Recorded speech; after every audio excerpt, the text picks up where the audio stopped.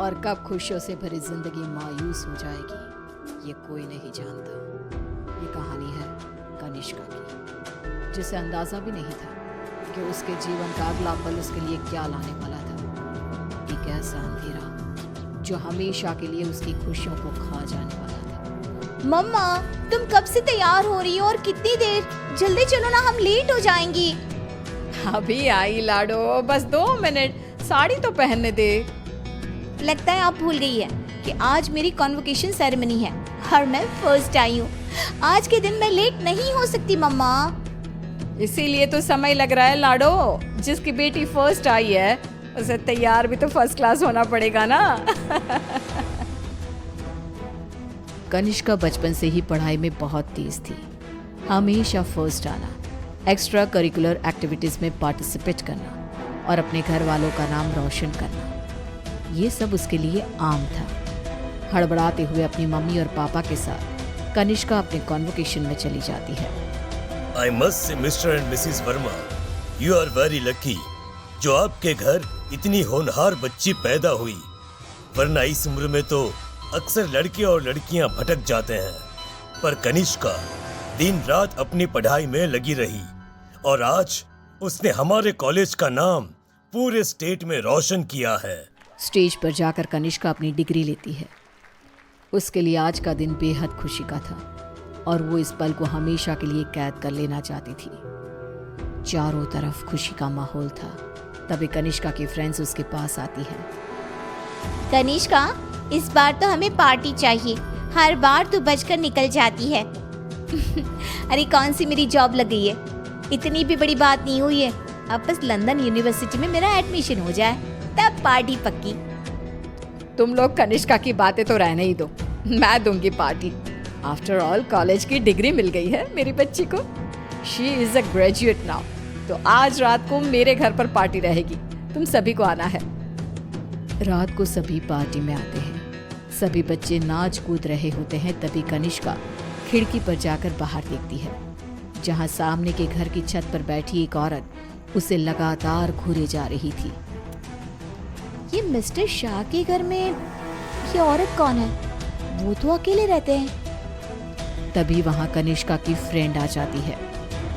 तू यहाँ रात को बाहर तारे देख रही है क्या? चल ना, सब कितना एंजॉय कर रहे हैं। कनिष्का नेहा के साथ चली तो जाती है, पर उसे बहुत अजीब महसूस होने लगता है, मानो कोई सदियों पुराना दुख उसकी आत्मा को याद आ गया हो। ये अचानक मुझे रोने का मन क्यों कर रहा है? और ये स्मेल कहाँ से आ रही है? मम्मी, मम्मी लगता है कोई पार्टी में नॉनवेज ले आया है। Are you gone mad, Kanishka? We all know कि तुम्हारी फैमिली वेजिटेरियन है। तो ये सड़ी हुई मछलियों का गंध कहाँ से आ रहा है? क्या मजाक है ये कहकर कनिष्का जोर जोर से चीखने लग जाती है। कनिष्का की आवाज सुनकर गौतम वहां आता है। ड्रामा मत करो कनिष्का, बस इसी कारण से ही मैं पार्टी वार्टी पसंद नहीं करता। चलो जाओ जाओ अपने कमरे में। सभी अपने अपने घर चले जाते हैं और इसके बाद कनिष्का का बिहेवियर और भी खराब होता जाता है। रात को 3 बजे अचानक उठकर कनिष्का दीवारों से बातें करने लगती है। उसकी आवाज सुनकर रीना भागते हुए आती है। अरे बेटा, इतनी रात को तुम यहाँ पर क्या कर रही हो? और दीवार को देखकर किससे बात कर रही हो लाडो? कोई नहीं है यहाँ। रीना कनिष्का को सीने से लगा लेती है। कनिष्का का शरीर बहुत गर्म था। रीना ये देखकर सोच में पड़ जाती है। आज तक मेरी बच्ची ने कभी ऐसा बिहेव नहीं किया। आज क्या हो गया है इसे? शाम तक तो बिल्कुल ठीक थी और अब अचानक इतना तेज बुखार। ये सब क्या हो रहा है? रीना भागकर थर्मोमीटर लाती है और कनिष्का का टेम्परेचर चेक करती है, पर उसका टेम्परेचर बिल्कुल नॉर्मल था। ऐसा कैसे हो सकता है? ये सब क्या हो रहा है?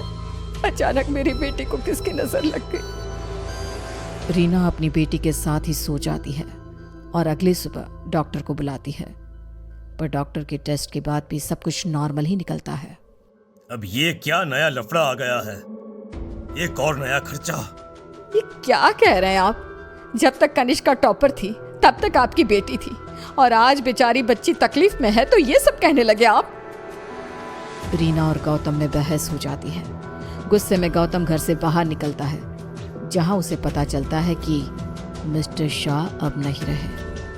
वो घर आकर कनिष्का के पास बैठी रीना को इस बात की खबर देते हैं, जिसे सुनते ही अब तक सोई कनिष्का अचानक मुस्कुराने लगती है और भागती हुई अपनी अलमारी खोलती है और सारे सामान को बाहर बिखेर देती है। क्या ढूंढ रही है बेटा, मुझे बता लाडो। इतने में कनिष्का के हाथ कैंची लग जाती है, जिसे लेकर वो अपने सर के सारे बाल काटने लगती है। मिल गया मम्मा, मिल गया। ये क्या किया तूने? अरे क्या हुआ है लाडो तुझे? मुझे पता, तूने कल से कुछ खाया भी नहीं। कुछ खा ले बेटा, कमजोर हो जाएगी। पेट भर गया है। कितनी उल्टियां भी की मैंने। पूरे के पूरे शाह को खाकर बैठा हूँ मैं। खाकर बैठा हूँ? ये सब क्या कह रही है तू? बाथरूम में जाकर देख ले। रीना बाथरूम में जाती है, जहां बेसिन में नीले रंग की उल्टी थी, जिसमें मांस के टुकड़े थे, जिसे देखकर रीना को भी उल्टी आने लगती है। वो भागकर वापस कनिष्का के कमरे में आती है। सुनिए जी, हमें जल्द से जल्द कनिष्का को किसी पंडित जी के पास ले जाना होगा। ये कुछ और ही है। आज के जमाने की होकर तुम ये सब क्या कह रही हो? ऐसा कुछ नहीं होता। गौतम अपनी पत्नी की बात को इग्नोर कर देता है। इसी तरह दिन बीतने लगते हैं। भूखी रहने के कारण अब कनिष्का के शरीर की हड्डियां भी दिखने लगती हैं। उसकी आंखों के नीचे काले गड्ढे आ चुके थे। अब मैं किसी की नहीं सुनूंगी, बहुत हुआ।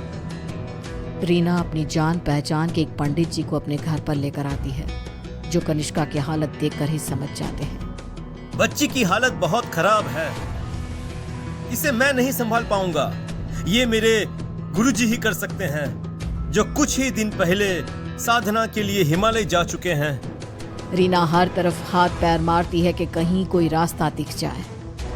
फिर उसे घोस्ट कैचर के बारे में पता चलता है। डूबते को तिनकी का सहारा समझ रीना उनकी टीम को भी अपने घर पर बुला लेती है और वो लोग कनिष्का से पूछताछ शुरू कर देते हैं। क्या आई हो तुम और कौन हो? कितनों के नाम बताऊं? मतलब तुम एक से ज्यादा हो, एक से ज्यादा हो इस लड़की के शरीर में। बताओ बताओ कितने हो? हम 42 प्रेत हैं। कनिष्का की बात सुन वहां मौजूद सब लोग हैरान रह जाते हैं। उसके शरीर में बसे इन प्रेतों को निकालना अब किसी के बस में नहीं रह गया था। उसी शाम कनिष्का की मृत्यु हो जाती है, जिसका सदमा रीना बर्दाश्त नहीं कर पाती और सब कुछ छोड़ अपनी बेटी के साथ हुए इस हादसे के पीछे की वजह का पता लगाने निकल पड़ती है।